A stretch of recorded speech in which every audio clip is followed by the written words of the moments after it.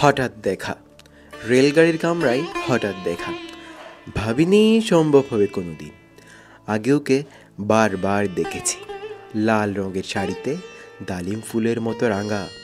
আজ পড়েছে কালো রেশমের কাপড়, আঁচল তুলেছে মাথায়, দোলন চাপার মতো চিকন গৌর মুখখানি গির। মনে হলো কালো রঙে একটা গভীর দূরত্ব ঘনিয়ে নিয়েছে নিজের চারদিকে, যে দূরত্ব সর্ষে ক্ষেতের শেষ সীমানায় শালবনের নীলাঞ্জনে। থমকে গেল আমার সমস্ত মনটা। চেনা লোককে দেখলেন অচেনার গাম্ভীর্যে। হঠাৎ খবরের কাগজ ফেলে দিয়ে আমাকে করলে নমস্কার, সমাজ বিধির পথ কেলে খুলে। আলাপ করলেম শুরু, কেমন আছো, কেমন চলছে সংসার ইত্যাদি। সে রইল জানলার বাইরের দিকে চেয়ে, যেন কাছের দিনের চোয়াচ পার হওয়া চাহনিতে। দিলে অত্যন্ত ছোট দু একটা জবাব, কোনোটা বা দিলেই না, বুঝিয়ে দিলে হাতের অস্থিরতায়। কেন এসব কথা, এর চেয়ে অনেক ভালো চুপ করে থাকা। আমি ছিলাম অন্য বেঞ্চিতে ওর সাথীদের সঙ্গে।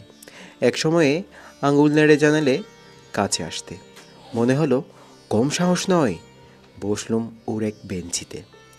গাড়ির আওয়াজের আড়ালে বললে মৃদুস্বরে, কিছু মনে করো না, সময় কোথা সময় নষ্ট করবার। আমাকে নামতে হবে পরের স্টেশনে, দুয়ে যাবে তুমি, দেখা হবে না আর কোনো দিনই। তাই যে প্রশ্নটার জবাব এতকাল থেমে আছে, শুনবো তোমার মুখে। সত্য করে বলবে তো?